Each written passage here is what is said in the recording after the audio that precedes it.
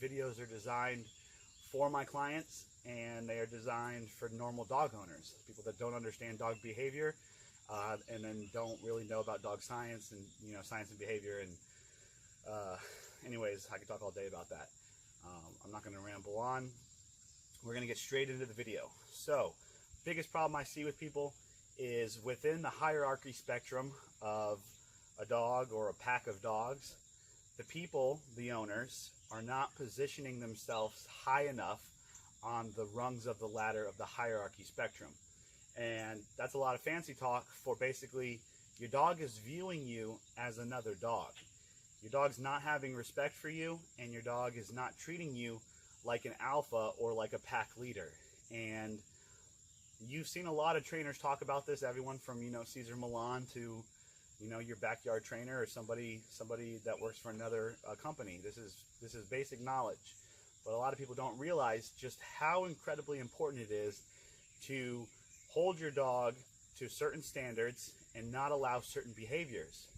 Within the dog training world, there are certain behaviors that are marked or deemed, that's a better word for it, are deemed unforgivable. The number one reason that dogs are sent to shelters is for jumping up on people. Now, if you position yourself as an alpha, the dog is most likely not going to be jumping up on you. Now, there are a lot of reasons for the whole jumping up. They want to come up, they want to meet you. They're on 4 feet, you're on 2 feet, and they want to be at your level and on your face. But if you watch dogs behave within a pack, a lot of times a dog will jump up and throw its front feet on another dog that they're trying to submit. And they do this constantly. So just because you position yourself as an alpha doesn't mean you will stay in that position forever. These are just constant moving ranks within a dog pack. So you have to constantly stay on top of your dog and constantly ride them and hold them to a standard. Otherwise, the dog's going to start testing you, and they're going to, if they can take an inch, they're going to take a mile. And it's extremely important, and it's extremely important to establish this early on in the dog's life.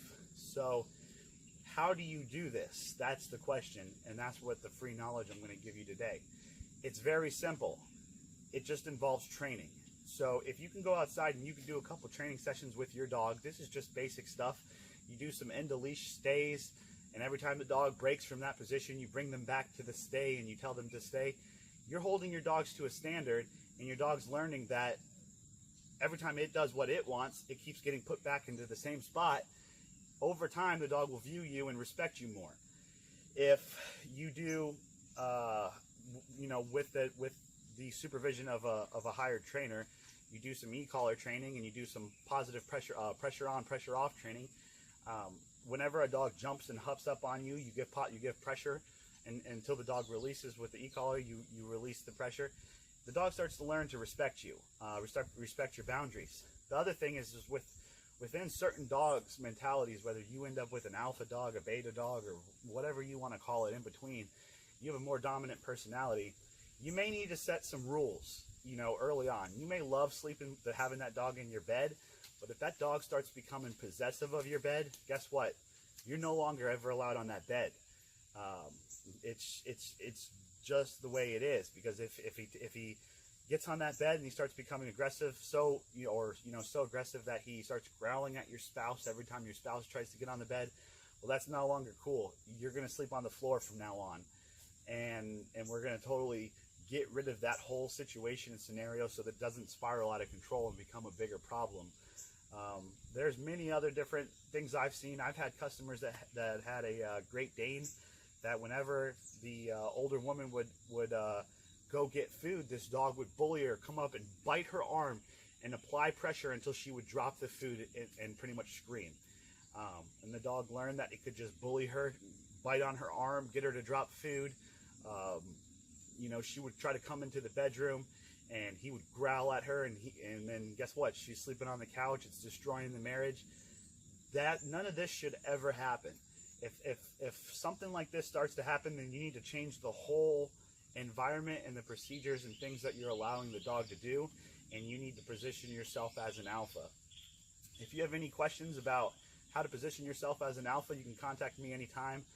through our email. And, you know, I don't charge people for simple questions, but if you type out a 27-page essay with 6 years of history of your dog and you want to know how to do this, this, and that, well, you're probably going to need to hire me, because I'm not going to answer, you know, life stories and stuff about dogs. But if you got a quick question, I'm here to help. And if you've already been my customer, they know I continue to help them nonstop, free of charge for life. That's one of the benefits that you get with me. I'm not the type of person that ropes you into a whole bunch of different charges. I don't, you know, try to swindle more money out of you. You pay for what you get, and I work for you until we reach that level.